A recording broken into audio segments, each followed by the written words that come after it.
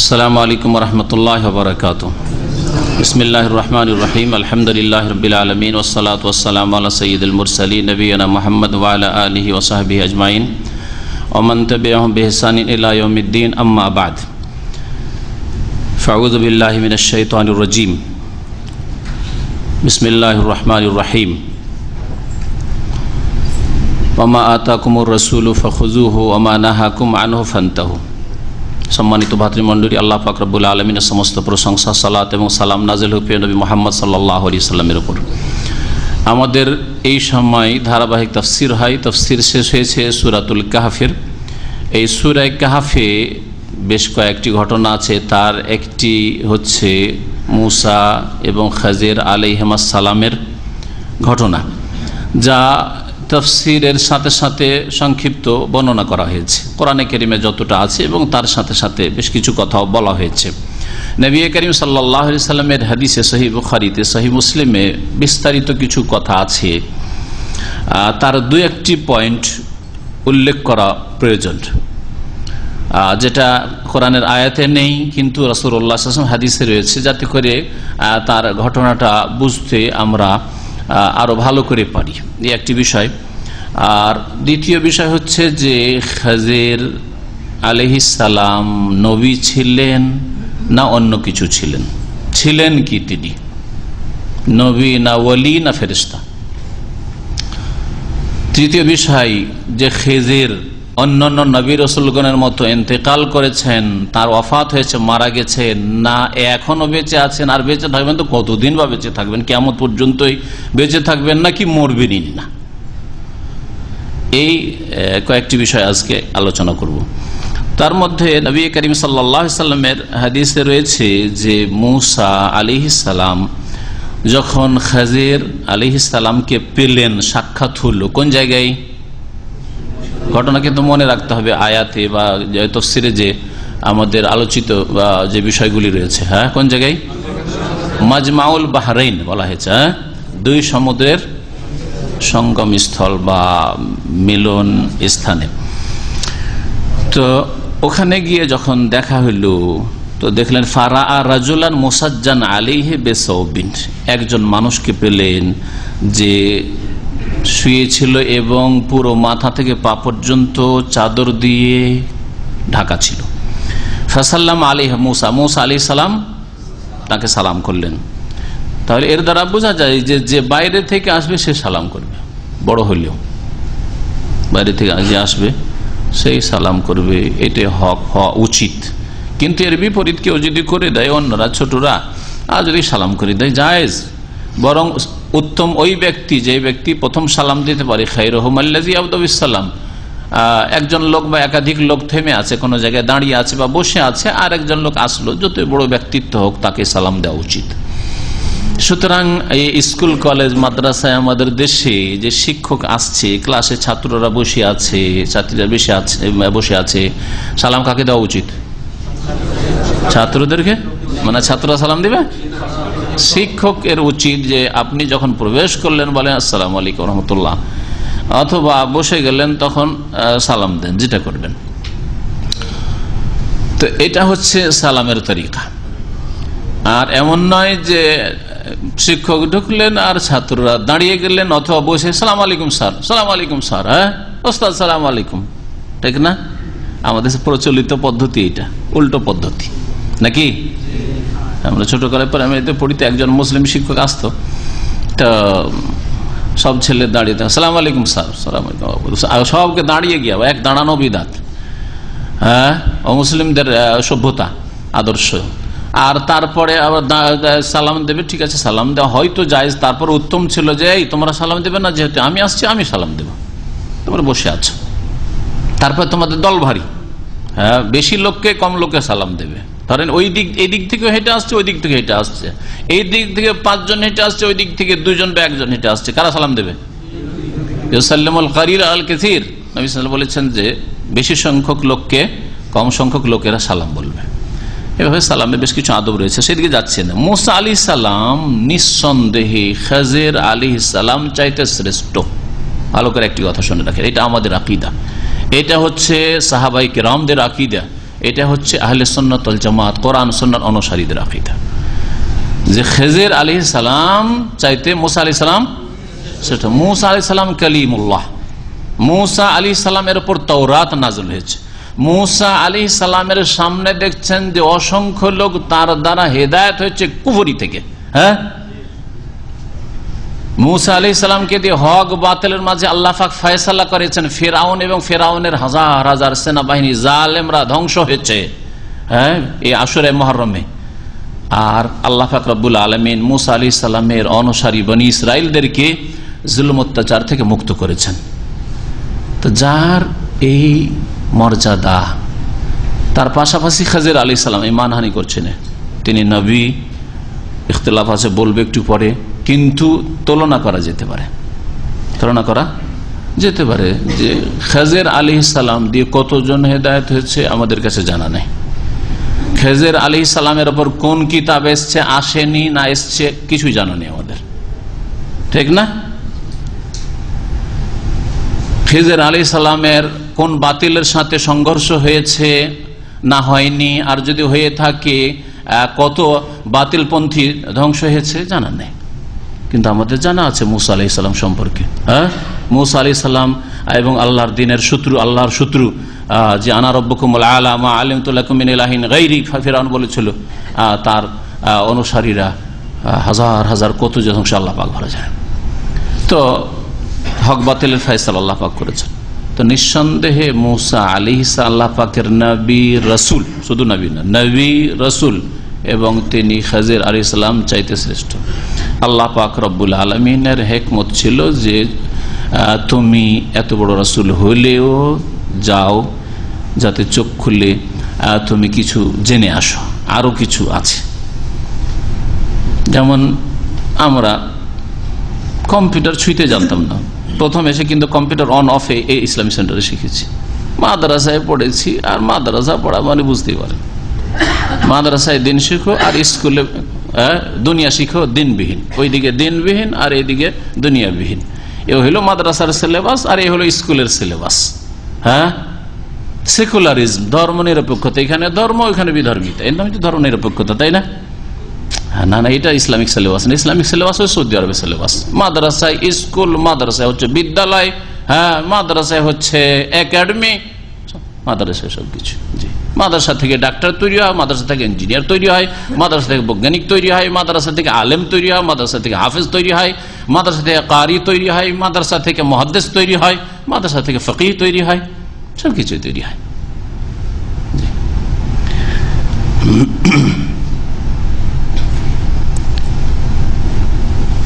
সেনাবাহিনীর অফিসার তৈরি হয়, শাসক তৈরি হয়, সবগুলি মাদ্রাসা থেকে তৈরি হয়। সৌদি আরবে আলহামদুলিল্লাহ ওই বাদশাহ থেকে শুরু করে আর মন্ত্রী মহল আর পুলিশ অফিসার, ধরেন যে কোনো দফতরের অফিসার, তার সবাই কি থেকে তৈরি হয়? মাদ্রাসা থেকে তৈরি হয়। বড় অনেকে কুলিয়াতুশ শরিয়া পড়ে, শরিয়া ইসলামী ফিকহ পড়ার পরে পুলিশ অফিসার, আমার সাথে সাক্ষাৎ হয়েছে, পুলিশের বড় অফিসার ক্যাপ্টেন জাভেদ, আর মাশাআল্লাহ এত সুন্দর ব্যবহার অবশ্য শিক্ষিতদের এখানে খুব ভালো, বিশেষ করে। তো জিজ্ঞেস করলাম আপনার পড়াশোনা, বলছে আমি জামিয়াতুল ইমাম মোহাম্মদ বিন সৌদ আল ইসলামী ইসলামিক ইউনিভার্সিটি থেকে পাশ করেছি। আচ্ছা, পুলিশের বড় অফিসার। তো যাই হোক, কি বলছিলাম, যে মুসা আলাইহিস সালাম সালাম দিলেন, তখন খেজর বলেছিলেন আন্না বি আরদিকা সালাম, আরে এই ভূমিতে, এই দেশে কোত্থেকে সালাম আসলো? এখানে সালাম দেওয়া কোন মুমিন মুসলিম তো জানা নাই। তাহলে বোঝা গেল যে মুসা আলাইহিস সালামের শরীয়তে ইসলামের তাহিয়া সালাম ছিল, হ্যাঁ, কিন্তু খাজির আলাইহিস সালামের যদি অনুসারী থেকে থাকে, তিনি যদি নবী হয়ে দিন প্রচারের জন্য এসে থাকতেন, তাহলে তাদের সালাম থাকতো। তিনি নবী রসুল নন। রসুল যাকে কিতাব দেওয়া হয় বা শরীয়ত দেওয়া হয় আর শরীয়তের প্রচারের নির্দেশ দেওয়া হয় রসুল, আর নবী ওহী আসলেই নবী হইতে পারেন। আল্লাহ পাকের পক্ষে তো ওহী আসে, আসমানি সংবাদ আসে, কিছু আল্লাহ পাক রব্বুল আলামিন তথ্য জানান, সৃষ্টিগত হোক অথবা বিধানগত হোক, শরীয়তগত হোক, নবী হয়ে গেলেন। তারপরে বললেন কালা আনা মুসা, আমি মুসা। কালা মুসা বনি ইসরাইলদের মুসা? কালা নাম। তাহলে খাজির এটা জানতেন যে বনি ইসরাইলদের মধ্যে একজন মুসা এসছেন, তিনি রাসূলুল্লাহ, আল্লাহ পাকের রাসূল, কালিমুল্লাহ। কালা নাম, হ্যাঁ আমিও বনি ইসরাইল মুসা। কালা ইন্নাকা, এখন এইটুকু কথা, এতদূর পর্যন্ত আমি কিন্তু তাফসীরের সাথে সাথে এই হাদিসের অংশটা শুনিয়েছিলাম আপনাদেরকে। বলছেন খাজির আলাইহিস সালাম, ইন্নাকা আলা ইলমিন মিন ইলমিল্লাহ আল্লামাকাহুল্লাহ লা আ'লামুহু। হে মুসা আলাইহিস সালাম, আপনাকে আল্লাহ পাকের ইলম থেকে এমন ইলম আল্লাহ পাক দিয়েছেন, আল্লামাকাহুল্লাহ, আল্লাহ পাক আপনাকে সেই ইলম দান করেছেন, লা আ'লামুহু, আমি তা জানি না। লা আ'লামু মানে কি? আমি জানি না। তাহলে মুসা আলাইহিস সালামের কাছে যে তাওরাতের জ্ঞান, আল্লাহ পাক রব্বুল আলামিনের দ্বীন সম্পর্কে জ্ঞান, কি বলছেন খাজির? লা আ'লামুহু, আমি জানি না। যাতে শরীয়তে শুধু ফিকার মাসলা মাসাইল, হাইজ নেফাস আছে, নামাজ রোজার মাসলা মাসাইল নেই, তাতে আকীদাও আছে, ঠিক না? প্রথম আকীদা, বিশ্বাস, কি বিশ্বাস করবেন কি বিশ্বাস করবেন না, আকীদা। হ্যাঁ, তারপরে ফিকহি মাসলা মাসাইলও আছে, ইবাদত বন্দেগীর তরিকাও আছে, আর আখলাক, চরিত্রও আছে। হালাল হারাম, ব্যবসা বাণিজ্য, জীবনের প্রতিটি ক্ষেত্রে দিক নির্দেশনা আছে। এর নাম হচ্ছে মুসা আলাইহিস সালামের দ্বীন, শরীয়ত। তো আমি এই জানি না। ওয়ানা আলা ইলমিন মিন ইলমিল্লাহ, আর আমি আল্লাহ পাকের কাছ থেকে এমন ইলমে আছি, মানে এমন ইলম জেনেছি, আল্লাহ মানি হে, যা আল্লাহ আমাকে শিখিয়েছেন, লা তা'লামু, আপনি তা জানেন না। তাহলে এর দ্বারা বোঝা গেল যে খাজির আলাইহিস সালামকে আল্লাহ পাক বিশেষ কিছু জ্ঞান, সৃষ্টিগত জ্ঞান দিয়েছিলেন। মুসা আলাইহিস সালামকে আল্লাহ পাক বিধানগত জ্ঞান দান করেছেন, আর খাজির আলাইহিস সালামকে কোন জ্ঞান দান করেছেন? সৃষ্টিগত জ্ঞান। আমি বলেছি এর আগে যে আল্লাহ পাকের আয়াত যে কোরআনে কারিমে বলেছেন, দুই অর্থে ব্যবহৃত হয়েছে, সৃষ্টিগত নিদর্শন আয়াত আর বিধানগত আয়াত নিদর্শন। বিধানগত আয়াত হচ্ছে কোরআনে কারিম এবং রাসূলুল্লাহর হাদিস। বাল্লিগু আন্নী ওয়ালাউ আয়া, একটি আয়াতও যদি জানো, মানে হাদিস জানলে পৌঁছাবেন না, একটি বিধানও যদি জানো পৌঁছাবে, শরীয়তগত বিধান। আর আসমান জমিনে ইন্না ফি খালকিস সামাওয়াতি ওয়াল আরদি ওয়াখতিলাফিল লাইলি ওয়ান নাহারি লাআয়াতিল লিউলিল আয়াত, আসমান জমিনের সৃষ্টিতে, রাত দিনের আবর্তন বিবর্তনে, আরো কিছুতে, অন্য আয়াতে রয়েছে চন্দ্র সূর্যতে, তারকা নক্ষত্রে, হ্যাঁ পাহাড় পর্বতে, এসব কিছু কি আছে? বহু নিদর্শন রয়েছে। আয়াত, এখানে আল্লাহ আয়াত বলেছেন, কোন আয়াত? সৃষ্টিগত আয়াত, মানে আল্লাহ পাক সৃষ্টি করে রেখেছেন এসব জিনিস। এই সৃষ্টি দেখে স্রষ্টাকে, খালেককে চেনার চেষ্টা করো। আল্লাহ পাক বিধান নাযিল করেছেন, এই বিধান পড়ে জেনে শিখে আল্লাহকে চেনার, আল্লাহকে জানার, আল্লাহর সাথে সম্পর্ক গড়ার চেষ্টা করো। মাবুদের সাথে তুমি বান্দা আব, তোমার যেন সম্পর্ক কায়েম থাকে। তো সৃষ্টিগত কিছু জ্ঞান আল্লাহ পাক দিয়েছিলেন কাকে? খাজির আলাইহিস সালামকে। আর বিধানগত জ্ঞান আল্লাহ পাক কাকে দিয়েছেন? মুসা আলাইহিস সালামকে। কালা লাহু মুসা, মুসা আলাইহিস সালাম বললেন, হাল আত্তাবিউকা, তারপর আমাকে শিখাবেন। এই একটি বিষয় ছিল। যাই হোক, বাকিগুলো কোরআনে কারিমে যে তিনটি জায়গায় গেলেন, আপত্তি করলেন, তারপরে তিনবারের বেলা শেষ, তাই না? শেষ হয়ে গেল। হাযা ফিরাকু বাইনি বাইনিক, আপনি যান আমি যাচ্ছি, এখন আমরা পৃথক হব, আর একসাথে থাকা যাবে না। তারপরে এক একটি করে ওই তিনটি ঘটনা বা তিনটি কাজ যে করলেন, এর রহস্য খাজির আলাইহিস সালাম মুসা আলাইহিস সালামকে বলে দিলেন, সৃষ্টিগত রহস্য। এর মাধ্যমে আমরা জানতে পারি যে আল্লাহ পাক রব্বুল আলামিনের পক্ষ থেকে সৃষ্টিগত বিষয়ে আমাদের জীবনে, ব্যক্তি জীবনে, পারিবারিক জীবনে, দেশে, সমাজে, হ্যাঁ অর্থনীতিতে যে বিভিন্ন রকমের উত্থান পতন ঘটছে, অপ্রীতিকর অবস্থা সৃষ্টি হচ্ছে, সেগুলিতে আল্লাহ পাকের হিকমত আছে, হ্যাঁ রহস্য আছে, তত্ত্ব আছে। আমরা অনেক কিছুই জানি না, অনেক কিছুই জানি না, আমরা জানি না। আপনার অশান্তি হলো, এতে আল্লাহ পাকের কিছু হিকমত আছে। আপনার ক্ষয়ক্ষতি হলো আর্থিক, আল্লাহ পাকের হিকমত আছে। আপনার ছেলে মারা গেল, হ্যাঁ আপনার এই মেয়ে তালাক হয়ে গেল, বোন বিধবা হইল, আল্লাহ পাক রব্বুল, এই অপ্রীতিকর কিনা? কেউ পছন্দ করে এগুলো? মানুষ কেউ পছন্দ করতে পারবে না। যে মুমিন সন্তুষ্ট চিত্তে মেনেও নিবে বিপদ আপদকে, সেও চাইবে না যে আল্লাহ মুসিবত আসুক। হ্যাঁ আসলে মেনে নিতে হবে সন্তুষ্ট চিত্তে, আলহামদুলিল্লাহ, আল্লাহ যে অবস্থায় রাখেন, ঠিক না?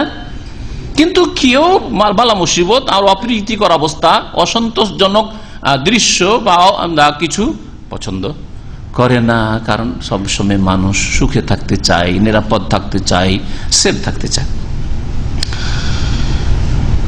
আল্লাহ পাক রব্বুল আলামিন যে হিকমত রেখেছেন, সুতরাং খুশি হয়ে মেনে নিতে হবে। কষ্ট হলেও খুশি হয়ে মেনে নিতে হবে, বালা মুসিবত আসলে খুশি হয়ে মেনে নিতে হবে, জেলে গেলেও খুশি হয়ে মেনে নিতে হবে, যদি হতাহত হন খুশি হয়ে মেনে নিতে হবে, ক্ষয়ক্ষতি হয় খুশি হয়ে মেনে নিতে হবে। এই শিক্ষাগুলি পেলাম খাজির আলাইহিস সালামের ঘটনা থেকে। হ্যাঁ, ওই পানি জাহাজ বা নৌকোটা ভেঙে দেওয়ায়, ফুটো করে দেওয়াতে কল্যাণ আছে, মেনে নিতে হবে। ওই ছেলেটি বড় হইলেই বেশি ঝামেলা আছে, বড়ই ফিতনা আছে, বাপ মাকে কাফের বেদিনও বানিয়ে দিতে পারে। হ্যাঁ, আর হারাম তো খাওয়াইবে চোর লম্পট হয়ে, সুতরাং এতেই কল্যাণ আছে, এর হত্যা করাই কল্যাণ আছে, ঠিক না? এই দেয়ালটা ভেঙে পড়তে যাচ্ছে, পয়সা দিবি করবো, না হলে করবো না, পয়সা নিলে গরিব মানুষ এতিম ছেলে পয়সা দিতে পারবে না, ভেঙে পড়বে, তখন এই ছেলেগুলো একবারে সর্বহারা হয়ে যাবে, অসহায় হয়ে যাবে। ধন সম্পদ আছে, একটু বড় হোক তারপরে, কারণ বাপ মা নেক, হ্যাঁ, ওখান আবু হুমা সালেহান, নেক লোক, সুতরাং এরা ভালো সুখে খাক, হিকমত আছে। ফ্রিতে করে দিলাম, এতে হিকমত আছে। বুঝলেন না কথা? তাহলে খেজর আলাইহিস সালাম ঘটনা থেকে কিছু শিক্ষণীয় দিক আপনাদের সামনে বললাম, যে আল্লাহ পাকের সৃষ্টিতে রহস্য আছে। তারপরে শেষখানে দু একটি কথা আছে যা কোরআনে কারিমে নেই, তা আপনাদের সামনে পেশ করছি। কালা রাসূলুল্লাহ ইয়ারহামুল্লাহ মুসা, রাসূলুল্লাহ সাল্লাল্লাহু আলাইহি সাল্লাম বললেন এই ঘটনা শোনানোর পরে, মানে খেজর মুসা আলাইহিস সালামের ঘটনা পেশ করে দিয়ে, এই সহিহ বুখারীর হাদিসে, সহিহ মুসলিম আছে, আল্লাহ পাক মুসা আলাইহিস সালামের উপর রহম করুক। ইয়ারহামুল্লাহ মুসা, মুসা আলাইহিস সালামের উপর আল্লাহ পাক যেন রহম করেন, দোয়া দিলেন। মুমিন ভাই মারা গেলেও আর বেঁচে থাকলেও রহমতের মুখাপেক্ষী, সুতরাং মুমিন ভাইদেরকে গুনাহগার হইলেও, মন্দ হইলেও আর ভালো হইলেও, যে কেউ হোক না কেন, রহমতের দোয়া দেওয়ার চেষ্টা করবেন, রহমতের দোয়া দেবেন। আর বিশেষ করে কোনো মানুষ মারা গেলে তার আমল নামা বন্ধ হয়ে গেছে, এখন বেশি রহমতের মুখাপেক্ষী, ওর আর আমল নেই, সুতরাং এই রহমতের দোয়াই তার সম্বল। কিছু যদি দোয়া পাঠাইতে পারেন, ওটাই কাজ দিবে তার কবরে, এই বারজাখী জীবনে, সুতরাং রহমতের দোয়া দেবেন। এই জন্য মানুষ ইন্তেকাল করে গেলে রাহিমাহুল্লাহ, ইমাম বুখারী রাহিমাহুল্লাহ বলছেন না, ইমাম আবু হানিফা রাহিমাহুল্লাহ বা রাহমাতুল্লাহ আলাইহি, কেন বলছেন? বেঁচে থাকাকালীন এই পরিভাষা ব্যবহার হয় না, বেঁচে থাকাকালীন গুনাহ খাতা আল্লাহ মাফ করুক, এই জন্য গাফারাল্লাহু লাহু আফা আনহু, আল্লাহ সম্মানিত করুক, আল্লাহ দীর্ঘায়ু করুক, এইসব দোয়া। এখন আল্লাহ সুস্থ রাখুক তাকে, আল্লাহ তার হায়াতে বরকত দান করুক, এই ধরনের দোয়া বেঁচে থাকাকালীন। এই দোয়াগুলি আর চলবে, পরে হয়তো চলবে না, কিন্তু রহমতের দোয়া, মাফ করে দেওয়া শামিল, সার্বিক আখিরাতের সার্বিক কল্যাণকে শামিল। মুসা আলাইহিস সালামের আল্লাহ পাক রহম করেন, লা ওদের তো আমাকে ভালো লাগতো, কতই না ভালো হইতো, আন্নাহু কানা সাবারা, যদি তিনি আরো ধৈর্য ধরতেন, আরো যদি ধৈর্য ধরতেন, তো কত যে আল্লাহ পাকের সৃষ্টির গুলো রহস্য আছে, তত্ত্ব আছে, জানতে পারতাম, আর মজাও লাগতো, কারণ রহস্য জানতে মজা লাগে, ঠিক না? রহস্য জানতে মজা লাগে। আগেই যদি জেনে নিতেন যে তোর এই আজকের অ্যাক্সিডেন্টে কল্যাণ আছে, তো আগেই খুশি। রাস্তায় এয়ারপোর্টে আসছিলেন, আর ভিসা শেষ হব, আর রাস্তা জাম, অথবা রাস্তা আপনার এমন দুর্ঘটনা হইলো, ফ্লাইট ক্যান্সেল হয়ে গেল। হ্যাঁ, আগে জানতে পারতেন তো বের হইতেন না। হ্যাঁ, অথবা বেরোইলে আরো 2-4-5 ঘন্টা জাম লেগেছে, হয়তো তো 2-4-5 ঘন্টা আরো আগে বের হইতেন, এরকম ঘটনা ঘটে না? অথবা আরো যদি জানতে চান, না ওই যে ফ্লাইটে, যে ফ্লাইটে যাবো সেই ফ্লাইটে দুর্ঘটনা ঘটবে, আর সব যাবে, সব মরবে, পরে জানার পরে কত খুশি। আপনি জামে পড়ে গেলেন, আর এসে ফ্লাইট পেলেন না, অথবা অ্যাক্সিডেন্ট হয়ে গেল, ওখান থেকে বাড়ি ফিরে হাসপাতালে পৌঁছে দেওয়া হলো, আপনাকে হাসপাতালে খবর পাচ্ছেন, আর জানো আলহামদুলিল্লাহ তুমি সুস্থ আছো, আলহামদুলিল্লাহ ভালো আছে, একটু আঘাত টাঘাত লেগেছে, তোমার কিচ্ছু হয়নি তোমার, আর বাকি সব ওই ফ্লাইট দুর্ঘটনা হয়েছে, যান্ত্রিক গোলযোগের কারণে এই ফ্লাইট ধ্বংস হয়েছে। কি বলবেন? বিছানায় লম্বা হয়েছে, উঠতেও পারে না, আঘাত লেগেছে, রক্ত বহেছে, তারপরে আলহামদুলিল্লাহ বলবে না? তো মানুষের কৌতূহল হচ্ছে যে রহস্য জানি, রহস্য সৃষ্টিগত রহস্য যদি জানতে পারে তো মজা লাগে। নবী করিম সাল্লাল্লাহু আলাইহি ওয়াসাল্লাম বললেন যে মুসা আলাইহিস সালাম আর একটু সবর করতেন, আর যদি ধৈর্য ধরতেন তো হাত্তা ইউকাসসা আলাইয়া মিন আখবারিহিমা, তাহলে এই দুইজনের মুসা আর খেজরের আলাইহিস সালামের ঘটনা আমরা কত যে শুনতে পেতাম। ধৈর্য ধরতে, আচ্ছা ঠিক আছে করো, যা করবে করো, কিচ্ছু বলবো না। তাহলে তো সরাতে পারতেন না, তাহলে তো এই কথা বলতে পারেন হয়ে গেছে, যান না আরো শিখবো, কেন আপনি পাঠাবেন আমাকে? তারপরে রাসূলুল্লাহ বললেন কানাতিল উলা মিন মুসা নিসিয়ানান, প্রথমবার যে আপত্তি করেছিলেন সেটা ভুলে গিয়েছিল।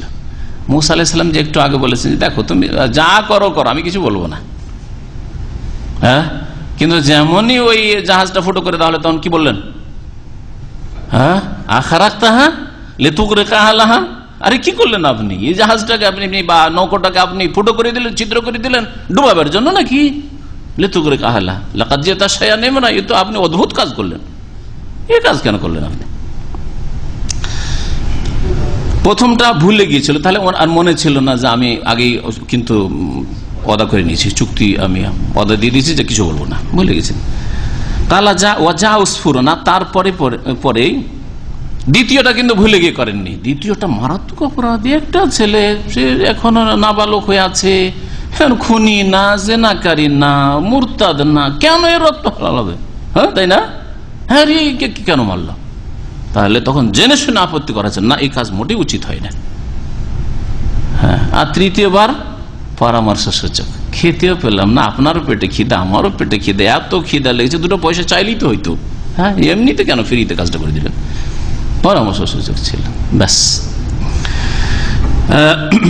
একটা বাবুই পাখি আসছে ওসফুর, হাত্তা ওয়াকা আলা হারফিস সাফিনা, এসে জাহাজের এক কিনারায় বসলো। সোম্মা নাকারা ফিল বাহরে, আর তারপরে জাহাজ বা ওই নৌকো, সাফিনা দুটোকে বলা হয়, তখনকার যুগের নৌকোই ছিল কাঠেরই। তো ওই নৌকোর এক কিনারায় বসে একবার সমুদ্র থেকে পানি নিল। বাবুই পাখি ঠোঁটে পানি নেবে, কতটা পানি নিতে পারে? এক ফোঁটা পানি। ফাকাল আলাহুল খাজের, তখন খাজের বলে মা নাকাসা ইলমি ওয়া ইলমুকা মিন ইলমিল্লাহ, দিয়েছেন সৃষ্টিগত, আর আপনাকে যে বিধানগত শরীয়তগত আকীদা, ইবাদত, আখলাক এইসবের জ্ঞান দিয়েছেন,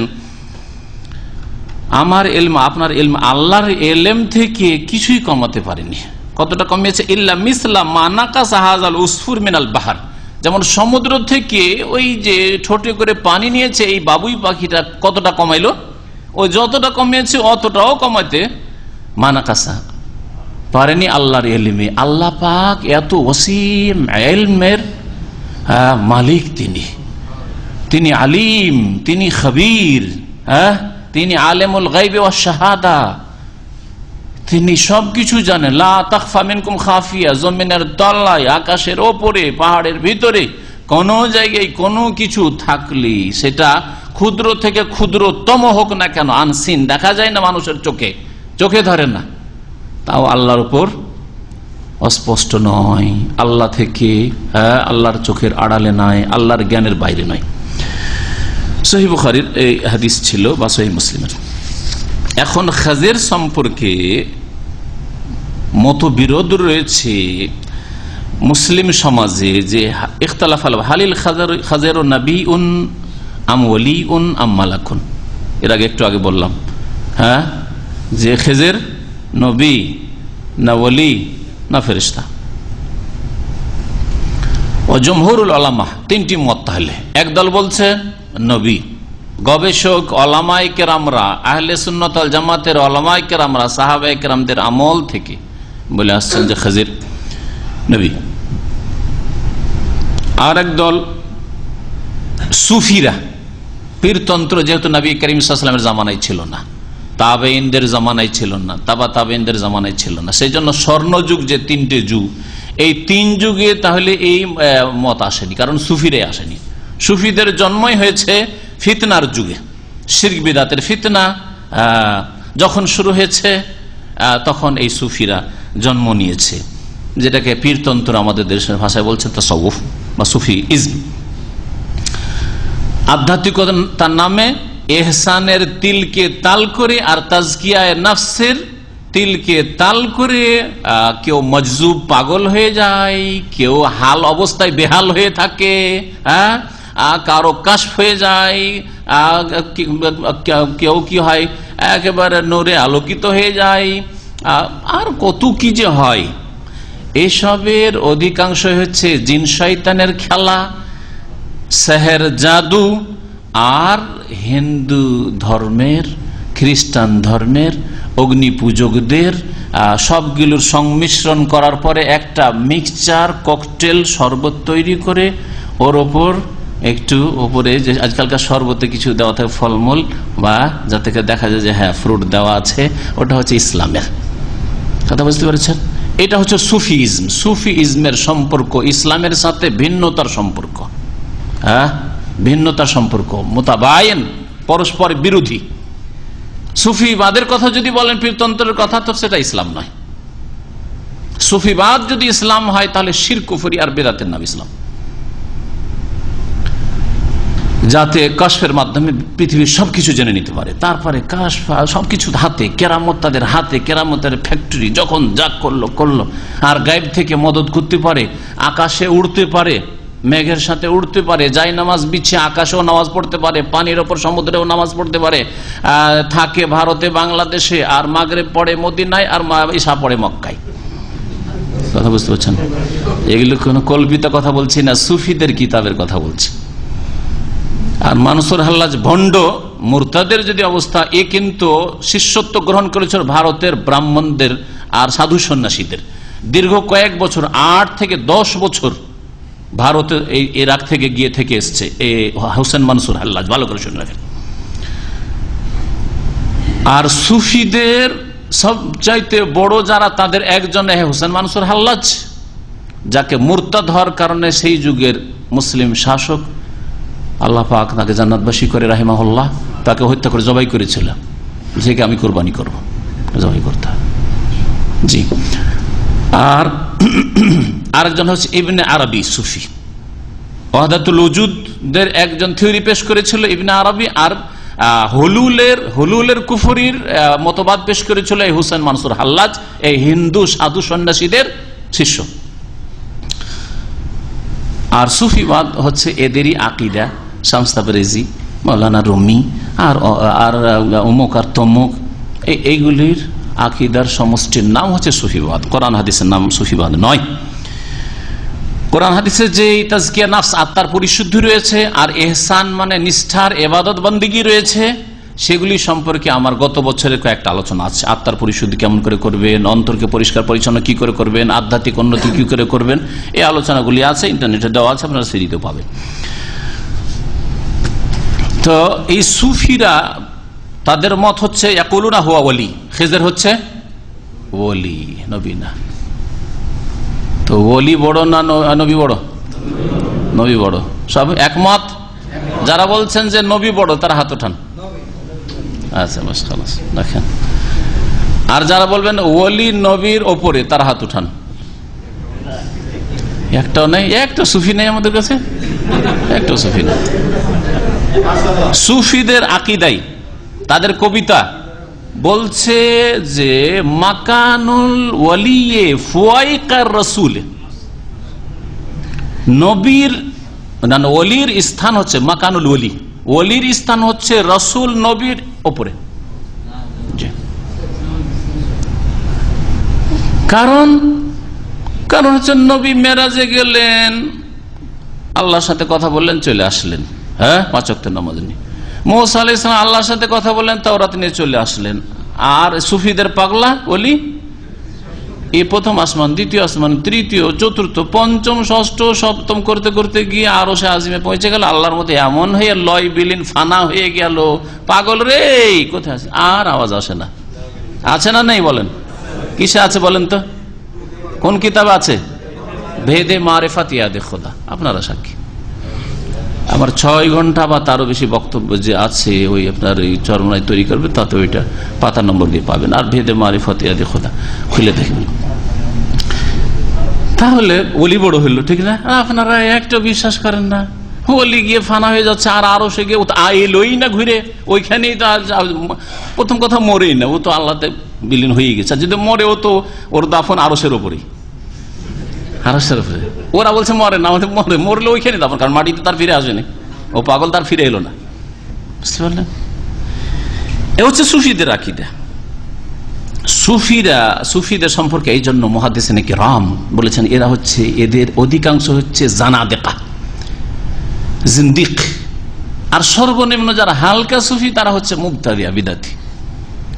জিন্দিক মানে বিধর্মী, বিদিন। সালাফে সালেহিনরা যাদেরকে বেদিন দেখতেন, বদ আকিদা দেখতেন, ভ্রান্ত আকিদা দেখতেন, শিরক কুফরি আকিদা ধর্মের নামে যারা পেশ করে, তাদেরকে জিন্দিক বলতেন, আর ওর বহু বচন জানাদেকা। আর আমরা বিধর্মী বলি শুধু নাস্তিকদেরকে।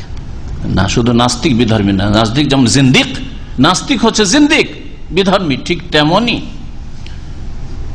বিধর্মী জিন্দিক হচ্ছে সুফিরা, ভণ্ডরা, যারা হোসেন মানসুর হাল্লাজের অনুসারী ভক্ত, যারা ইবনে আরবির কিতাব বাংলায় তর্জমা হয়েছে, কোরআন হাদিসের তর্জমা বুখারী, মুসলিম, তিরমিজি তর্জমার আগে ঢাকায় তর্জমা হয়েছে বাংলায়।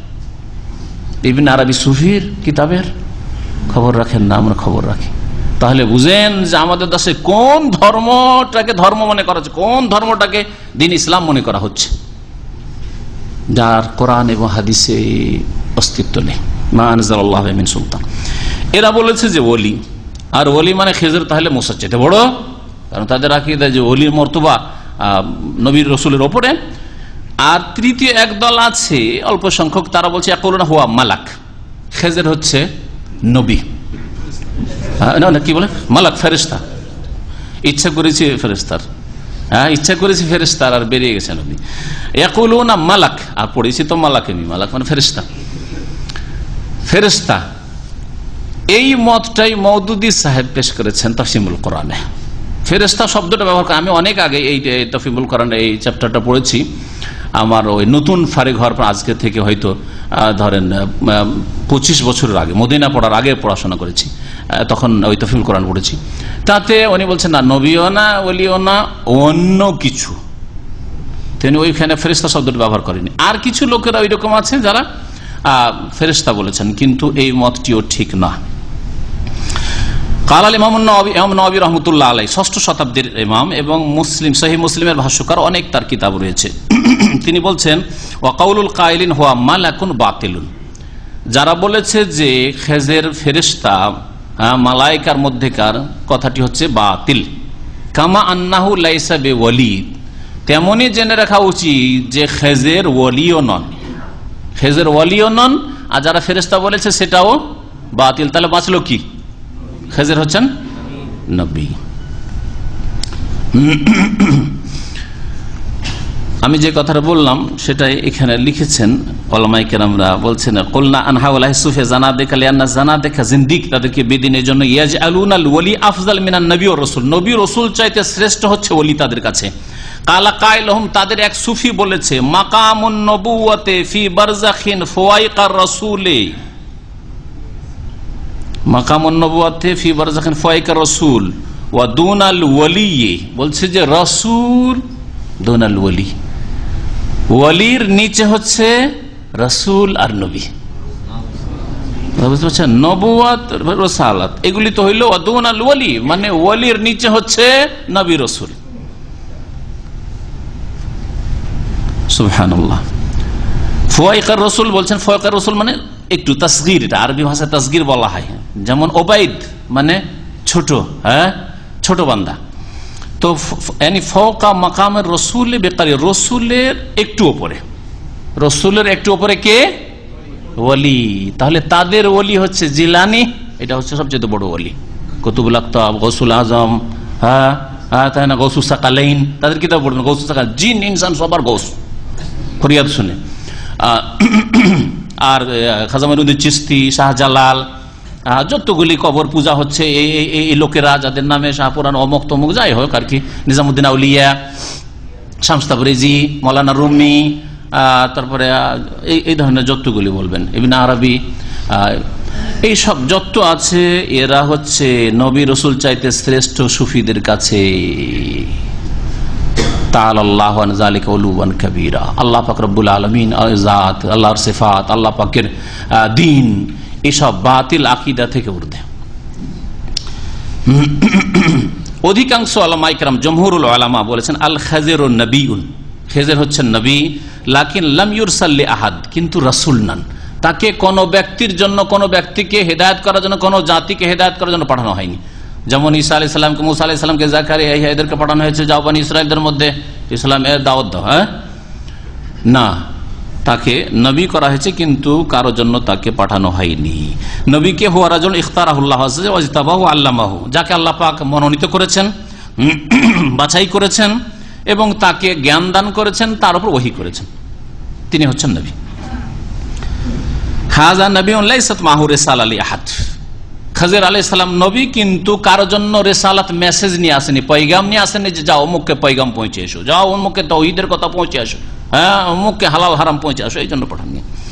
ইন্নামা মাকাবু রুতবাতিন শরীফা, নবুয়ত আল্লাহ পাক রব্বুল আলামিনের পক্ষ থেকে একটা মর্যাদা। এই একটি বিষয় ছিল। রাসূল কাকে বলে এটাও জেনে নেন। হুয়াল্লাযী উরসিলা লিজামাতি মিনান নাস আও তায়েফাতিন আও উসরাতিন আও লিন-নাসি জামিআন।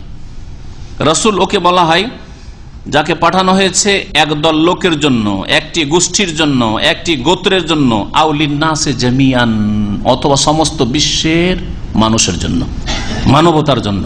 যেমন পাঠানো হয়েছে কাকে?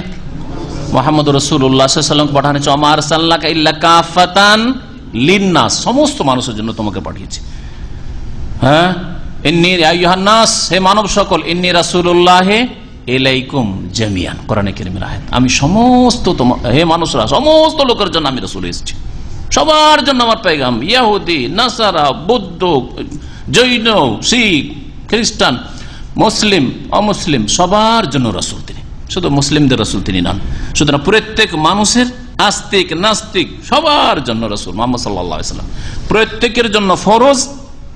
যারা পৃথিবীতে চোখ খুলেছে মুহাম্মদুর রাসূলুল্লাহ সাল্লাল্লাহু আলাইহি ওয়াসাল্লামের পরে, আর তার প্রাণ ছিল আর মানুষ, নবী করিম সাল্লাল্লাহু আলাইহি ওয়াসাল্লামের দাওয়াত কবুল করা তার জন্য ফরজ। এখন তাহলে এই কথাটা মনে রাখলে বুঝতে পারবেন যে খেজের বেঁচে আছেন না মারা গেছেন। দ্বিতীয় বিষয় যেটা বাকি আছে, বা তৃতীয় বিষয়, দুটো হয়ে গেল তাই না? একটা হাদিসের কিছু কথা শোনাতে চাইলাম খেজের সম্পর্কে, মুসা আলাইহিস সালাম সম্পর্কে, আর শুনালাম যে নবী না ওলি না ফেরেশতা, আর তাতে সহি হচ্ছে যে তিনি নবী রাসূল নন। এই জন্য কোন জাতির জন্য আসেননি। আর নামটা আল্লাহ বলেছেন, অনেক নবী এসছেন, তাদের নাম পর্যন্ত আমরা জানি না। নাম পর্যন্ত আমরা জানি না। আল্লাহ কোরআনে কারীমে ইশারা করেছেন, রাসূলুল্লাহর নাম নাকসুসু আলাইকুম, অনেক রাসূল আছেন যাদের কিসসা, ঘটনা, কাহিনী বর্ণনা করি, তো নামও তো জানি না। তাহলে তাদের এইরকম আছে। আমরা কমপক্ষে খাজির আলাইহিস সালাম নবী, তার নামটা জেনেছি। এই ছিল ইখতিলাফ আর সঠিক মত। আর একটি বিষয় বাকি, সেটা হচ্ছে আল খিলাফ ফিল খাজির আহাইয়ুন হুয়া আম মাইয়িত, খাজির জীবিত না মৃত। ইখতিলাফান নাস, মুসলিমরা এই ব্যাপারে ইখতিলাফ করেছে। হালিল খিজরু মা যাল হাইয়ান হাত্তা লান, খিজর কি এখনো বেঁচে আছে? খেজের জামানা, মুসা আলাইহিস সালামের জামানা, ওই দেখা হয়েছে, তার কত আগে জন্ম হয়েছে আল্লাহই ভালো জানে। তারপরে বেঁচে থাকলেন, ঈসা আলাইহিস সালামের জামানা চলে গেল, তারপরে মুহাম্মদ রাসূলুল্লাহ জামানা আসলো, তারপরে খোলাফা রাশিদিনের জামানা গেল, বানু উমাইয়ার যুগ গেল, আব্বাসী যুগ গেল, মোগল যুগ গেল, তুর্কি আমল গেল, ইংরেজদের জুলুম অত্যাচার গেল, আর তারপরে ভারত স্বাধীন হয়ে দুটো দেশ হইলো, তিনটে হইলো ভারত উপমহাদেশ। এখনো বেঁচে আছে। আরুল মুনিফ একটি কিতাব রয়েছে, সেই কিতাব ইমাম ইবনে কাইয়িম রাহমাতুল্লাহ, ইমাম ইবনে তাইমিয়া রাহমাতুল্লাহ আলাইহির ছাত্র, এই কিতাবে আর ইবনুল জৌজি এটা নিয়ে আলোচনা করেছেন, আরো অনেক ওলামারা আলোচনা করেছেন এটা নিয়ে, বড় বড় ওলামারা, মুফাসসিরিনরা, মুহাদ্দিসরা 10টি দলিল, কোরআন হাদিসের এবং যুক্তি 10টি তারা পেশ করেছেন। কয়েকটি দলিল আপনাদের সামনে শুধু এই মর্মে পেশ করব। এই সুফিরা খেজেরকে জীবিত কেন বলে, এতে বিরাট একটা স্বার্থ আছে। খেজের জীবিত, আর আমরা যে হুকুম আহকামগুলি নিই আর আমরা যেসব কাজ করি, এগুলির বৈধতা ওখান থেকে আসে। কোরআনে জিনা হারাম, লা তাকরাবুজ জিনা। কোরআনে মদ হারাম, কোরআনে নারী পুরুষের অবাধ মেলামেশা হারাম, নির্জনতা হারাম, যে একজন পীর সাহেব আর একটা মুরিদিনী যাবে আর গিয়ে একা একা নির্জন মুরিদ হবে, এটা কোরআন হাদিসে হারাম, তাই না? কিন্তু এর বৈধতা আছে। কোনখান থেকে এসছে? ওইটা খেজের ধর্ম থেকে এসছে। খেজের বেঁচে আছেন আর খেজের সরাসরি তাদের সাথে কথা বলে। সুফিদের কিতাবে, পীরতন্ত্রের কিতাবে স্পষ্ট ভাষা আছে যে এরা, এই পীরগুলি খেজের সাথে মজলিস করে, মিটিং করে, এলম হাসিল করে, তার মাধ্যমে গায়েবগুলো জানে, আর জানার পরে তারা যতগুলি নাজায়েজ হারাম কাজ এই পীরদের জীবনে আছে, নতুন ধর্মকর্ম, আর সেগুলি সব ওই খেজেরের মাধ্যম দিয়ে তারা জানে। এই জন্য তার খেজেরকে উঠে পড়ে এই সুফিরা যুগে যুগে লেগেছে যে না, খেজের বেঁচে আছেন। কিয়ামত পর্যন্ত এই পীরতন্ত্রের ব্যবসা বিনা পুঁজির ব্যবসা আর বিনা লাইসেন্সের ব্যবসা। সরকারের লাইসেন্সও লাগে না, ইনকাম ট্যাক্সও দিতে হয় না, আর কোনো ঝামেলা নেই। সরকারও মনে করে যে এ হচ্ছে বিষমুক্ত সাপ, বিষ নেই, কিচ্ছু নেই, অসুবিধা নেই, ভোদা সাপ থাক, অসুবিধা নেই, ওরা ওদের জগৎ করে খাক আর আমরা আমাদের জগৎ করি। সুতরাং সরকারের যতই জুলুম অত্যাচার করি, এদের নিয়ে মাথা ব্যথা না, ঠিক না?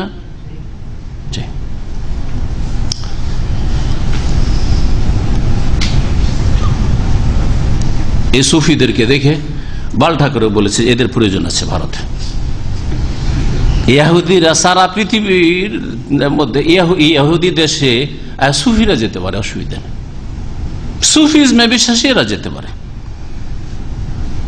আপনি যে কোনো দেশ থেকে হয়তো এমন একটা দেশে যাওয়া নিষেধ আছে, আপনার যারা মুসলিম হিসেবে আপনি ওই দেশে যেতে পারছেন না, বা যে সন্দেহ নজরে দেখবে।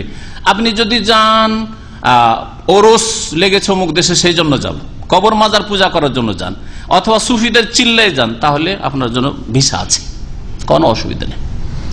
শুনে রাখেন ভালো করে। এই সুফিরা বিভিন্ন কিস্সা কাহিনী বয়ান করে এর সম্পর্কে, খেজের সম্পর্কে।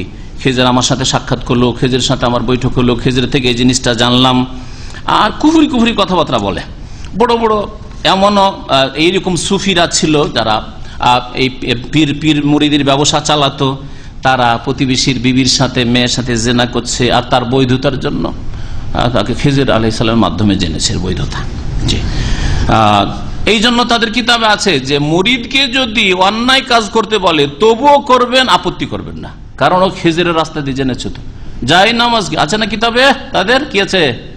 যাই নামাজকে মদে ডুবিয়ে বলছে এই নামাজ পড়ো, মদ না পাক হারাম, তাই না? মদে ডুবিয়ে নামাজ পড়তে বলে, তার উপর আপত্তি করে আপনি কি বলেন, খবরদার বলবেন না। এটা বলার উদ্দেশ্য শুধু এই মাসলা নয়, যে কোনো কোরআন হাদিস বিরোধী যদি কাজ করতে বলে, হারাম পাপ করতে বলে বা করে, আপনার সামনে আপনার বিবি, আপনার চোখের আড়ালে তো হোক, কিন্তু চোখের সামনেও যদি আপনার বিবির গায়ে হাত দেয়, খবরদার কিছু বলবেন না। কারণ পীর সাহেব এমন নজরে দেখছেন, আর এমন মারিফতি এলেম তার আছে, আর ওই খেজেরের মাধ্যমে জানছেন যে আপনি জানেন না। এতে আপনার কল্যাণ আছে, আপনার বিবির কল্যাণ আছে। আউযুবিল্লাহ। এটা হচ্ছে সুফিদের ধর্ম।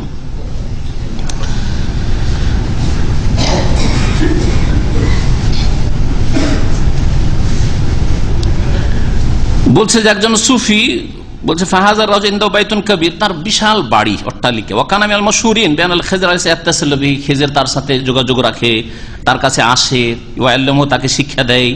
ওয়া ওয়াদা ফি ফিনাই দারি সন্দুকান খাশাবিয়ান ওয়া ওয়াদা আলাইহি কিসওয়া কাল কাবা তামামান, একটা বড় বক্স সন্দুক বানিয়েছে তার উঠানে, আর তার উপর একটা চাদর পরিয়ে দিয়েছে, যেমন কাবার উপর চাদর পরানো আছে, কাবার গিলাফের মতো। ফাইজা আরাদা আহাদুল মাসাকিন আল মুরিদিন শাইয়্যা মিন যালিকা শেখ, যখন কোনো মুরিদ আসে, আর আসার পরে পীর সাহেবের শরণাপন্ন হয় কোনো উদ্দেশ্যে, তখন করে কি ইয়াতুফু হাওলা সন্দুক সাবা মাররাত আউয়াল, 7 বার চক্কর লাগায় ওই সন্দুক, কাবা শরীফ, এটা ওর কাবা শরীফ উঠানে এই পীরের করে। ওয়ায়াদুল্লাহ আইয়াজালাহুল কবুল ফি কলবি শেখ, এটা করতে বলে কাকে? মুরিদকে করতে বলে। মুরিদ 7 চক্কর দিল তার ওই যে পীরের বাড়ির কাবায়, আর তারপরে দোয়া করবে যে আমাকে যেন আমার পীর সাহেব সাদরে গ্রহণ করে, সাদরে গ্রহণ করে। পীর সাহেব কবুল না করলে আমি পাক হতে পারবো না, আমার আত্মার পরিশুদ্ধি হবে না, সেই জন্য যেন আমার পীর সাহেব আমাকে সাদরে গ্রহণ করে, কবুল করে। বলছে যে পীর সাহেবের সাথে সাক্ষাতের আগে এই টপ করলো, আল্লাহর কাছে দোয়া করলো যে আল্লাহ পীর সাহেবের সাথে সাক্ষাৎ করেছি যেন মঞ্জুরিটা পেয়ে যায়, সে যেন আমাকে সাদরে গ্রহণ করে। 2 ঘন্টা 3 ঘন্টা 4 ঘন্টা অপেক্ষা করে তারপরে তার পায়ে কদমবসি করবে, তারপরে হাতে চুমো দিবে, হাজা, তারপরে তার প্রয়োজন বলবে যে আমি এসছি পাবনা থেকে ফুরফুরা শরীফে, অমুক শরীফে, অমুক খানকাহে হাজির হয়েছি, ফারাজুল ইস্তানি হারাকাত ইহুজুরুল খাপ। আর তারপরে পীর এমন কিছু দেখাবে যে এখন সে সৈয়দনা খেজরের সাথে কথা বলছে আপনার ব্যাপারটা জানার জন্য, আপনার সমস্যার সমাধানের জন্য, কোনটা করলে আপনার সমাধান হবে। আপনার গরু হারিয়ে গেছে, আপনার ছেলে হারিয়ে গেছে, আপনার অমুক হয়ে গেছে, এই হয়েছে সেই হয়েছে, কি করলে আপনার কল্যাণ হবে, এটার জন্য এখন খেজরের সাথে যোগাযোগ করছে। আর তখন যোগাযোগ করে কার সাথে? জিনের সাথে, ইফরিত জান, জিনের সাথে। একটু পরে কিছু হরকত করে বলছে যে এখন দেখলাম খেজর আলাইহিস সালাম আমার যে সৈয়দ, আমার মাওলা, তার সাথে যোগাযোগ করে বললো যে তুমি এইরকম করো, তুমি এইরকম করো, এইরকম করো। আচ্ছা, জিন শয়তানের সাহায্য নেই। জিন শয়তান, হ্যাঁ ওই যে পাবনা থেকে লোকটা এসছে, দেখো তো ওর বাড়ি তমুক রাতে গরু চুরি হয়েছিল, গরুগুলো গেছে কোথায়? রাত্রে ওই এলাকায় যেসব জিনগুলো ছিল ওগুলো থেকে ওই এলাকার জিনের নেতার সাথে নেতা যোগাযোগ করো। তারপরে যোগাযোগ করার পরে দেখো এই তোরা বল কে এসছিল, কোথায় গেছে গরুগুলো, খোঁজ খবর টবর নিয়ে তারপরে জানিয়ে দিল। এগুলি হয় পীরদের আস্তানাই। জি। আর মানুষ মরিদ তো মনে করলো যে পীর তো সব জানে, পীর তো কাশফের মাধ্যমে জেনে নিল। জি হ্যাঁ, খিজির আলাইহিস সালামকে দিয়ে জানলো, কিন্তু জানলো জিন শয়তানকে দিয়ে, ওই এলাকার জিনদের সাহায্য নিয়ে। ফাকসারুল্লাযিনা ইয়াদউনা আল ইত্তিসাল বিল খাজির দাজ্জালুনা কাযাবাহ। বলছেন লেখক যে অধিকাংশ লোকেরা যারা বলে আমার যোগাযোগ আছে খাজিরের সাথে, পীরেরা, তারা হচ্ছে দাজ্জাল, মিথ্যাবাদী, কাযাবা। ওয়ালা আকুলু মারাকান দিনিল ইসলাম, বলবো না যে ইসলাম থেকে এরা মুরতাদ হয়ে বেরিয়ে গেছে, ঢালাহারে বলবো না, ইল্লা ইন তাবায়্যানা মিন ফি'লি আন্নাহু মার, তবে তার কাজ কর্ম আকীদা দেখে যদি প্রকাশ পেয়ে যায় যে সে ইসলাম থেকে বেরিয়ে গেছে, তাহলে সে তখন জিন্দিক বিদিন। ফাআউয়ালু হাল্লি আকদি জান্দাকা হাযিহি আন-নুকার আনাল খাজির মাত। তাহলে এই বেদিনদের বাতিল ধর্মকে ধ্বংস করার জন্য, নির্মূল করার জন্য, সুফিইজম বাতিল ধর্ম, এটা ধ্বংস করার জন্য প্রথম কাজ হচ্ছে যে খেজের ইন্তেকাল করেছেন। এরা খেজেরের দোহাই দিয়ে যে সব আল্লাহর এলমের গায়বের দাবিদার, আল্লাহর শরীক হয়ে ফেরাউনি শক্তি দেখায়, এটা খেজের মাধ্যমে না শয়তানের মাধ্যমে। সুতরাং আমাদের প্রমাণ করতে হবে যে খেজের ইন্তেকাল করেছেন। এইটাই হচ্ছে গুরুত্ব, যে খেজের মারা গেছেন না বেঁচে আছেন, এমন কোন ফ্যাক্টর। অনেকে তো বলতে পারেন এরকম, আপনার মনে আসলো, আমার মনে আসতে পারে যে এমন কোন ব্যাপার এর জন্য 1 ঘন্টার আলোচনা করতে হবে যে খেজের বেঁচে না মরে গেছে। হ্যাঁ, শুধু বাঁচা আর মরার ব্যাপারটা হয়তো তাহলে বলতে পারতেন, কিন্তু না, তিনি বেঁচে আছেন এবং তার মাধ্যমে আমরা হকিকত জানতে পারি, মারিফতি ইলম হাসিল হয়, এমন এমন আমরা আপনার সৃষ্টি রহস্য জানতে পারি যা জানার কোরআন হাদিসে কোনো উপায় নেই। নবুয়তের দরজা বন্ধ, রিসালাতের দরজা বন্ধ, ওহীর দরজা বন্ধ, কিন্তু ব্যাকডোর খোলা আছে, ব্যাকডোর খোলা আছে, কারণ খেজের বেঁচে আছে। কথা বুঝতে পারছেন না? শিরক কুফরি একেবারে পুরো দমে চলছে এই পীরতন্ত্রের মার্কেটে। সেই জন্য আপনাদেরকে শোনাই কিছু দলিল কোরআন এবং হাদিস থেকে যে খাজিরের ইন্তেকাল হয়ে গেছে। প্রথম দলিল কোরআনে কারীম থেকে, সূরা আম্বিয়া আয়াত নম্বর 34 আল্লাহ পাক ইরশাদ করেছেন, ওমা জাআলনা লিবাশারিন মিন ক্বাবলিকাল খুলদ আফা ইম মিত্তা ফাহুমুল খালিদুন। আল্লাহ বলেন, হে নবী, তোমার পূর্বে কোন মানুষকে স্থায়িত্ব দান করিনি, আল খুলদ, চিরস্থায়ী করিনি। কোন মানুষকে তোমার পূর্বে চিরস্থায়ী করিনি। ওলি যদি হয়তো সে মানুষ কিনা? মানুষ। ফেরেশতা নাই যে মালায়েকা আল্লাহ সৃষ্টি করেছেন নূর থেকে আর ওই একেবারে কিয়ামত পর্যন্ত মালায়েকা থাকবেন, এরকম নয়। হ্যাঁ, বরং তিনি যদি ওলিও হন তাহলে মারা গেছেন, কিন্তু ওলি নন তিনি, নবী, আর নবীরও মত হয়ে থাকে, নবী মারা গেছেন। ঈসা আলাইহিস সালাম একমাত্র ইন্তেকাল করেননি, তিনিও মারা যাবেন। ইয়া ঈসা ইন্নী মুতাওয়াফিকা, ফালাম্মা তাওয়াফাইতানি, আল্লাহ যখন আমাকে উঠিয়ে এনেছো, আমার ইন্তেকাল হয়ে গেছে, আমি কিছু জানি না, তো ঈসা আলাইহিস সালামেরও শেষ জামানায় যখন পৃথিবীতে নেমে আসবেন তারপরে মওত হবে, কেউ বেঁচে থাকার জন্য আসেনি। বিদাতি সমাজে কয়েকজন নবী বা কয়েকজন ব্যক্তি সম্পর্কে এইরকম অনইসলামিক ধারণা আছে, বিদাতি ধারণা বা শিরকি ধারণা যে তারা বেঁচে আছে। তাদের একজন খেজের, আরেকজন কথা জানেন ইলিয়াস নবী সম্পর্কে কিসসা কাহিনী আছে, ইলিয়াস নবী বেঁচে আছে। জি, আরব বিদাতিদের মধ্যেও আছে, যারা আরব দেশে যেমন মিশরে, ইরাকে, এইসব দেশে প্রচুর বিদাত আছে। আর সুফিজম, ইয়ামানে প্রচুর সুফিজম আছে। তো আল্লাহ পাক বলছেন যে কোন মানুষের জন্য তোমার পূর্বে স্থায়িত্ব রাখিনি। আফাই মিথ্যা, সুতরাং হে নবী আপনি যদি মারা যান, মাতা ইয়ামাতো সামে আসমাও থেকে মিথ্যা হয়, আর মাতা ইয়ামুতো নাসারায়ান থেকে মুত্তা হয়। কোরআনে হাদিসে দুই রকমই সেগা ব্যবহৃত হয়েছে, মুত্তা মিথ্যা। আফাই মিথ্যা, হে নবী তুমি যদি মারা যাও, ফাহমুল খালিদুন তারা চিরকাল থাকবে। নবী মুহাম্মদ তুমি মারা যাবে আর খেজের চিরকাল থাকবে, হ্যাঁ মুসা চিরকাল থাকবে, ঈসা চিরকাল থাকবে, তাদেরকেও মরতে হবে। আবু জাহল, আবু লাহাব কেউ চিরকাল থেকেছে? সবাই মারা যাবে, সবার মত হবে। ইন মিথ্যা আনতা ওয়া আনতা আশরাফু মিনহুম জামিআন ফাহাল ইউখলাদুনহুম, এই আয়াতের অর্থ হচ্ছে যে হে নবী তুমি সবচেয়ে শ্রেষ্ঠ, কেউ যদি বেঁচেই থাকতো চিরকাল তো মুহাম্মদ সাল্লাল্লাহু আলাইহি ওয়াসাল্লাম বেঁচে থাকতেন। মুহাম্মদ সাল্লাল্লাহু আলাইহি ওয়াসাল্লাম যখন ইন্তেকাল করেছেন তাহলে সকলেই মারা যাবে। এই আয়াতটি আমি পেশ করছি না দলিলে, ইমাম ইবনে কাসির সবচেয়ে ভালো তাফসীর, তাফসীর ইবনে কাসির, আয়াতের তাফসীর আয়াত আর হাদিস দিয়ে, তাফসীর ইবনে মাসউর। তাফসীর ইবনে কাসির বাংলায় 18 খণ্ডে না কয় খণ্ডে, 18 খণ্ডে বাংলায় অনুবাদ হয়েছে, ঢাকায় পাবেন আপনি। তো এই ইমাম ইবনে কাসির আর একদল গবেষক তাফসীরকারগণ বলেছেন যে এই আয়াত প্রমাণ করে যে আন্নাল খাইজেরা মাত, খাজির মারা গেছেন তোমার পূর্বে। খেজের পূর্বে আসছেন না আসেননি? কোন মানুষকে আল খুল চিরস্থায়ী করিনি, তার মানে মারা গেছেন।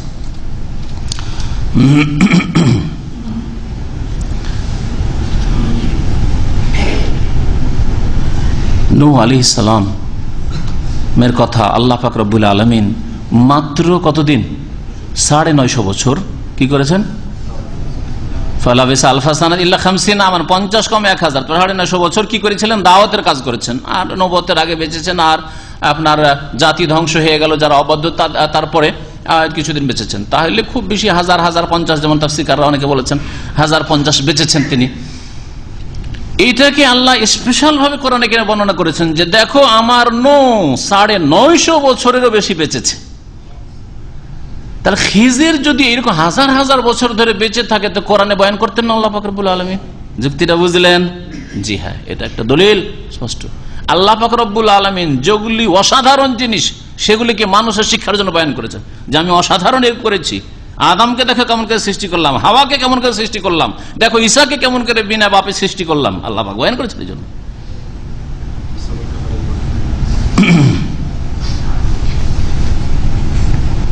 নবী করিম সাল্লাল্লাহু আলাইহি ওয়াসাল্লামের একটি হাদিস পেশ করি দলিল লিখে, সময় শেষ হতে যাচ্ছে। নবী করিম সাল্লাল্লাহু আলাইহি ওয়াসাল্লাম 10ম হিজরিতে, একেবারে শেষ জামানা নবী সাল্লাল্লাহু আলাইহি ওয়াসাল্লামের 10ম হিজরি শেষ হচ্ছে, তারপরে মহরম নতুন বছর শুরু হলো, একাদশ হিজরির মহরম, সফর, রবিউল আউয়ালে নবী সাল্লাল্লাহু আলাইহি ওয়াসাল্লামের ইন্তেকাল হলো। জিলহজ মাসে হজ হলো, জিলহজ মাসে হজ হলো, নবী সাল্লাল্লাহু আলাইহি ওয়াসাল্লাম বিদায় হজ, আর তারপরে রবিউল আউয়াল মাসে নবী করিম সাল্লাল্লাহু আলাইহি ওয়াসাল্লামের ইন্তেকাল হলো। নবী করিম সাল্লাল্লাহু আলাইহি ওয়াসাল্লাম এই ফিসানাতিল আশিরা মিনাল হিজরা, হিজরতের 10ম বছরে কাল আলী আসর, একদিন রাত্রে এশার নামাজ একটু বিলম্ব করে পড়িয়েছেন। অনেকে ঝিমাতে লেগেছে, নবী করিম সাল্লাল্লাহু আলাইহি ওয়াসাল্লাম নামাজ পড়েন বিলম্ব করে, তারপরে বললেন। সবাই শুয়ে গেছে, যখন শুয়ে যায় তখন আর হইচই কোথাও নেই, বেশ কিছু রাত হয়ে গেল, গভীর রাত, ঠান্ডা হয়ে যায় পরিবেশটা একেবারে।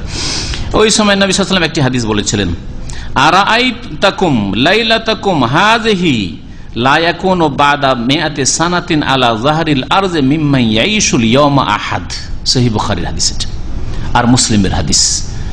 বলো শোনো, তোমাদের এই যে রাতটি, আজকের রাত, মনে রাখো আজকের রাতটিকে, আরাআইতাকুম লাইলাতাকুম হাযি, তোমাদের এই রাতটি, শুনে রাখো এই রাত সম্পর্কে, লা ইয়াকুনু বাদা মিআতি সানা, 100 বছর পরে, আলা যাহরিল আরজি, এই ভূপৃষ্ঠে কেউ থাকবে না যারা আজকে বেঁচে আছে, মিম্মান ইয়াইশুল ইয়াওমা আহাদ, যারা আজকে জীবন যাপন করছে, আজকের পৃথিবীতে ভূপৃষ্ঠে বেঁচে আছে। ভূপৃষ্ঠে বলেননি যে আরব জাজিরাতে বেঁচে আছে, ভূপৃষ্ঠে। আর খেজের যদি থাকে না, কোথায় থাকবেন? আকাশে, ভূপৃষ্ঠে। হ্যাঁ, হ্যাঁ, তো পানিটা ভূপৃষ্ঠ, হ্যাঁ, সে জমি হোক আর না হয় পানি হোক, ওখানেও মাটি আছে। তো এই পৃথিবীতে আলা জাহরিল আরজ, এই পৃথিবীতে আলা জাহরিল আরজ যারাই আছে তারা বা তাদের কেউ আহাদুন, তাদের কেউ 100 বছর পরে বাদা মিয়াতে সানা 100 বছর পরে পৃথিবীতে বেঁচে থাকবে না। নবী করিম সাল্লাল্লাহু আলাইহি ওয়াসাল্লামের এই হাদিসটি একটা মুজিজা, অলৌকিকত্ব, ভবিষ্যৎবাণী। শুনে রাখেন, 10ম হিজরিতে বললেন, সাহাবাই কেরামরা ইন্তেকাল করতে করতে করতে শেষ সাহাবি মক্কাতুল মুকাররমা আবু তৌফাইল দৌসি 110 হিজরিতে ইন্তেকাল করলেন। এরপরে কোন সাহাবি বেঁচে ছিলেন না। 10ম হিজরিতে বলেছেন, আর 110 হিজরিতে এই সাহাবীর ইন্তেকাল 100 বছর। দেখো, আজকে রাত থেকে গণনা করবে 100 বছরের মধ্যে যারা আজকে পৃথিবীতে আছে কেউ বেঁচে থাকবে না। তাহলে এখন এই হাদিসকে দলিল হিসাবে নেন খেজরের ইন্তেকালের ওপর, যে খেজর যদি প্রথম কথা আগেই হয়তো মারা গেছেন, যেমন মানুষ মারা যায় 500 বছর 1000 বছর বেঁচে, আগের যুগের মানুষ যদি বেশি বেঁচে থাকে, যদি নাও মারা গিয়ে থাকে, তো নবী করিম সাল্লাল্লাহু আলাইহি ওয়াসাল্লামের এই ভবিষ্যৎবাণীর ভিত্তিতে পৃথিবীতে যারাই আছে মানুষ, নবী হোক আর ওলি হোক, 100 বছরের মধ্যে মারা যাবে। জাহরিল আরজে বলেছেন, আসমানের কথা বলেন, কারণ আসমানে ঈসা আলাইহিস সালাম বেঁচে আছে, দেখেছেন না?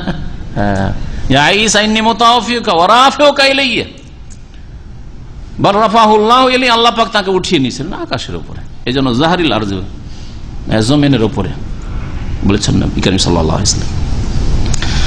এই হাদিসকে মুহাদ্দিসিন কেরাম বলেছেন নবীর মুজিজা, এটা একটা নবীর অলৌকিকত্ব, যা বলেছেন ঘটেছে। 100 বছর পরে কোন সাহাবী আর থাকেননি। ফাখিরু সাহাবিন মাতা মিয়া ওয়া আশারা। তাহলে এই দলিল বুঝতে পারলেন। এই হাদিসটাকে ইমাম বুখারী রাহমাতুল্লাহ আলাইহি, ইমাম বুখারী আমিরুল মুমিনিন ফিল হাদিস, সমস্ত মুহাদ্দিসিনদের শিরোমণি ইমাম বুখারী, তিনি খেজরের ইন্তেকাল সম্পর্কে তাকে জিজ্ঞাসা করা হইলে এই হাদিসটা তার পেশ করেন, এই হাদিস পেশ করেন। জি হ্যাঁ, তাহলে আমি নই আর আমার মতো আলেমরা এই হাদিস থেকে দলিল বুঝেনি, ইমাম বুখারী বুঝেছেন। ইমাম বুখারী বুঝেছেন যে খেজরের ইন্তেকাল হয়েছে, কারণ দলিল হচ্ছে এই সহিহ বুখারীর এই হাদিস, নবী করিম সাল্লাল্লাহু আলাইহি ওয়াসাল্লামের এই বাণী। তারপরে আর একটি যুক্তি পেশ করছি। গবেষক উলামায়ে কেরামদের ইজমাও রয়েছে তার সাথে সাথে, যে খেজর নবী তিনি মারা গেছেন। একটি যুক্তি হচ্ছে যে নবী করিম সাল্লাল্লাহু আলাইহি ওয়াসাল্লামের দাওয়াত একটু আগে শুনলেন, কার জন্য? সমস্ত মানুষের জন্য। এই জন্য যখন ঈসা আলাইহিস সালাম কিয়ামতের পূর্ব মুহূর্তে ইমাম মাহদী ওই জামানায় হবেন, সেই জামানায় যে আসবেন, দাজ্জালকে হত্যা করা হবে, সেই জামানায় ঈসা আলাইহিস সালাম তার ইনজিলের শরীয়ত দিয়ে বিচার করবেন না। কি দিয়ে বিচার করবেন? কোরআন দিয়ে বিচার করেন, 5 ওয়াক্ত নামাজ পড়বেন। এমন কি মুহাদ্দিসিন কেরাম লিখেছেন, উলামা কেরাম লিখেছেন যে তিনি ইমামতি করবেন না, কারণ তিনি ইমামতি করলে কেউ ভাবতে পারে যে এখন ইমামতি ঈসা আলাইহিস সালামের তার দিনের চলছে না, তিনি মুক্তাদি হয়ে নামাজ পড়েন। যাও, মুসলিমরা কেউ নামাজ পড়ে? জি, ঈসা আলাইহিস সালাম, ঈসা আলাইহিস সালাম ও মুহাম্মদ রাসূলুল্লাহ সাল্লাল্লাহু আলাইহি ওয়াসাল্লামের প্রতি কি নিয়ে আসবেন? ঈমান নিয়ে আসবেন। একটু আগে আর একটা কথা বললাম, একটা যুক্তি শুনেন, যে মুসা আলাইহিস সালাম নিঃসন্দেহে খেজর চাইতে শ্রেষ্ঠ। আর মুসা আলাইহিস সালাম সম্পর্কে নবী সাল্লাল্লাহু আলাইহি ওয়াসাল্লাম কি বলেছিলেন জানেন? উমর রাদিয়াল্লাহু তাআলার হাতে একবার তাওরাতের একটা অংশ পড়তে দেখলেন, দেখে নবী সাল্লাল্লাহু আলাইহি ওয়াসাল্লাম অত্যন্ত রাগান্বিত হইলেন যে দিন শিক্ষা শেষ হয়ে গেছে, কোরআন হাদিস শিক্ষা শেষ হয়ে গেছে, ইসলাম শিক্ষা শেষ হয়ে গেছে, আরে কোথায় ঘুরে বেড়াও তুমি? আমতা হবে কোন? এদিক ওদিক ছোটাছুটি করছো, আরো কোথাও হেদায়েত খুঁজছো? ওয়াল্লাহি, আল্লাহর কসম করে বলছি, লাউ কানা মুসা হাইয়ান, আজকে যদি মুসা আলাইহিস সালাম জীবিত থাকতেন, মা ওয়াসিয়াহু ইল্লা আন ইয়াত্তাবিআনি, তাহলে তারও কোনো উপায় ছিল না আমার অনুসরণ করা ছাড়া, আমাকে ফলো করা ছাড়া, আমার ইত্তিবা করা ছাড়া। ফাত্তাবিউনি, নবীর অনুসরণ ছাড়া কোনো নাজাত নেই। তাহলে মুসা আলাইহিস সালাম বেঁচে থাকলেও কালেমা পড়তে হতো আশহাদু আল্লা ইলাহা ইল্লাল্লাহ ওয়া আশহাদু আন্না মুহাম্মাদুর রাসূলুল্লাহ। মুসা কালিমুল্লাহ চলতো না। জি, তাহলে মুসা আলাইহিস সালাম সম্পর্কে নবী সাল্লাল্লাহু আলাইহি ওয়াসাল্লাম কথা বললেন, খেজর বেঁচে থাকলে খেজরের কালেমা পড়া জরুরি ছিল না। একটা প্রমাণ দেন যে কোন তারিখে জিনেরা এসে ইসলাম গ্রহণ করেছে। আপনারা জানেন যে তাইফ সফর করে আসছেন আর রাস্তায় জিনেরা এসে ইসলাম গ্রহণ করলো, জানেন না? জানেন না? শুনেছেন? হ্যাঁ, রাত্রে জিনদের সাথে ওয়াদা করেছেন নবী সাল্লাল্লাহু আলাইহি ওয়াসাল্লাম, তাদেরকে গিয়ে ইসলামের শিক্ষা দিয়েছে, ইসলামের দাওয়াত দিয়ে এসেছেন। আজকে জিনের দলেরা এসেছিল, ইবনে মাসউদকে বলছেন নবী সাল্লাল্লাহু আলাইহি ওয়াসাল্লাম, আর আমি তাদের সাথে সাক্ষাৎ করতে গেছিলাম, ইবনে মাসউদ তুমি দূরে থাকো, ওখানে তুমি হাজির হইতে পারবে না, আসে না, দূরে থাকো তুমি। আমি এখন এখান থেকে একা যাচ্ছি ওই জিনদের মজলিসে। আর খেজির আলাইহিস সালাম কখন আসলেন, কখন কালেমা পড়লেন, নবীর হাতে হাত দিয়ে কখন বায়াত করে ইসলাম গ্রহণ করলেন, কোথায় এর হদিস? এ সুফিরা, হে পীরেরা বলো যারা বলছো যে খেজির বেঁচে আছেন, খেজির ইন্তেকাল করেছেন, যদি তিনি নবী সাল্লাল্লাহু আলাইহি ওয়াসাল্লামের হাতে ঈমান না নিয়ে আসতে নাজাত পাবেন? কখনো নাজাত পাবেন না। কারণ নবী সাল্লাল্লাহু আলাইহি ওয়াসাল্লামের দাওয়াত মুসা আলাইহিস সালাম সম্পর্কে বলতে হবে, মুসা আলাইহিস সালামের দাওয়াত শুধু বনি ইসরাইলদের জন্য, আর খেজির বনি ইসরাইলদের লোক না, ঠিক না? সুতরাং তার দাওয়াতের অন্তর্ভুক্ত তিনি না। এই জন্য খিজির আলাইহিস সালাম যদি নিজের দিনের ওপর থাকেন আর মুসা আলাইহিস সালাম বনি ইসরাইলদের জন্য কোনো অসুবিধা নেই, কিন্তু মুহাম্মদ রাসূলুল্লাহ সাল্লাল্লাহু আলাইহি ওয়াসাল্লাম আরবের জন্য, আজমের জন্য, ইংরেজের জন্য, কালোদের জন্য, আফ্রিকা, সবার জন্য, সবার জন্য। সুতরাং খেজির আলাইহিস সালাম বেঁচে থাকলে তার ঈমান নিয়ে আসা, ইসলাম গ্রহণ করা ফরজ ছিল, আর যদি না করে থাকেন কোনো নাজাত নেই। আর এটা হয়নি না তিনি বেঁচে ছিলেন, না তিনি ইসলাম গ্রহণ করতে আসবেন ওই সময় পর্যন্ত ছিলেন, বরং তার অনেক আগেই খেজির আলাইহিস সালামের ইন্তেকাল হয়ে গেছে। আল্লাহ যেন হক বুঝার তৌফিক দান করেন, শিরক বিদআত থেকে আর ভণ্ডামি থেকে আর ভণ্ডদের গুমরাহি থেকে আল্লাহ পাক আমাদেরকে যেন নাজাত দেন, আমাদের ঈমান আমলের হেফাজত করেন, আমাদের পরিবার দেশের মানুষের হেফাজত করেন, আল্লাহ পাক সহিহ আকীদা বুঝার তৌফিক দান করেন, আর নবী করিম সাল্লাল্লাহু আলাইহি ওয়াসাল্লামের নিয়ে আসা দ্বীন মোতাবেক জীবনযাপনের তৌফিক দান করেন। আল্লাহ আমাদের সকলকে যেন জান্নাতুল ফিরদৌস দান করেন। সুবহান রাব্বিকা রাব্বিল ইজ্জাতি আম্মা ইয়াসিফুন ওয়া সালামুন আলাল মুরসালিন ওয়াল হামদুলিল্লাহি রাব্বিল আলামিন।